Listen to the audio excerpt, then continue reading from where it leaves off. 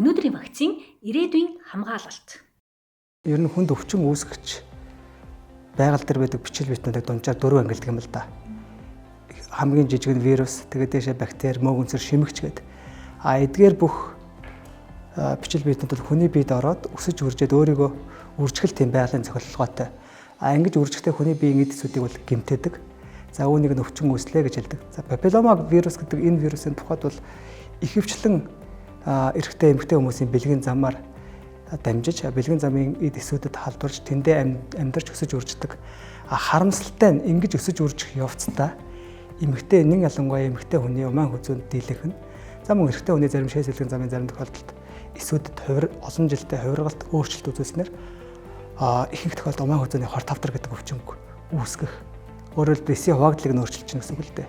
Албаар биш бах те зүгээр өөрөө амьдралынхаа мөчлөгт үйл ажиллагааны үед ингэхээр энэ бол тодорхой хэмжээний халдварладаг хорт хавдрын шинжтэй болж байгаа байхгүй. За вакцинжуулалтын тухайд гэвэл мэдээж тухайн үеийн судалгааг хэн хийдэг байсан гэхээр хөгжсөн орнууд хийгээд бүтээгдэхүүн гаргадаг үйлдвэрийн хүчин чадалтай тийм орнууд л хамгийн түрүүнд хийдэг байсан. За эдгээр орнуудаас хамгийн түрүүнд вакцины найрлага за ямар байх вэ, ямар хэлбэртэй ямар вакцин байх вэ, ямар бүтээгдэхүүн байх вэ, ямар өртөгтэй байх вэ гэдгийг бол тогтоож хийгээд өөрсөн дээрээ бол хамгийн түрүүнд хийж үзсэн байгаа. Ингэснээрээ бол зарим хөгжсөн орн бол өндөр үр дүнд хүрсэн. Хөгжсөн орн тус бүрийн дархлаажуулалт хууль эрх зүйн зохицуулга нь жоохон өөр. Жишээлбэл бидний хамгийн сүүлийн жишээ авч байгаа Австрали улс бол олон тооны охид хүүгүүдэд тухайн папиллома вирусын эсрэг вакцинаар вакцинжуулснаар өнөөдөр ирээдүйд тооцоолоо хийсэн тун утгагүй умаан хүзүүний хор тавдар гэдэг өвчин байхгүй болно гэдэг ингэ явж байгаа.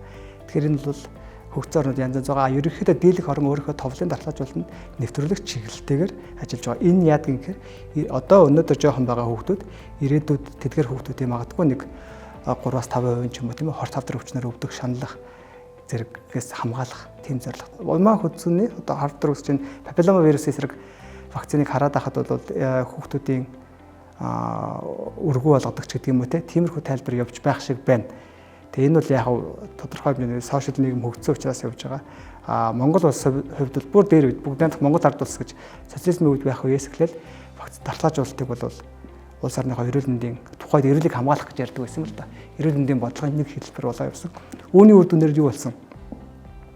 За 1920-ад оны сүүлээр бол 700 мянга орчим тоологдож исэн хүмүүс 1990-ад он гэхэд бол 2 сая давсан. За 2000-ад он гэхэд 3 сая давсан. Одоо энэ ирчээрээ явах юм бол удахгүй 2030-40 онд 4 сая 5 сая хүрэх тооцоогтой байдаг юм бэлээ. Дундаж настай гэдэг бол хүн ам өөрөөр бол 40 орчим нас хүрээд нас орчдөг байсан бол одоо бол 70 нас гараад 70 нас руу даны нас руу төгөөл хөгжсөн орны хэмжээнд очих гээд ингэ явж байгаа. Хэрвээ тийм муу байсан юм бол энэ бүх үзүүлэлтүүд юм байхгүй шүү дээ биз дээ. Өнөөдрийн вакцин ирээдүйн хамгаалалт.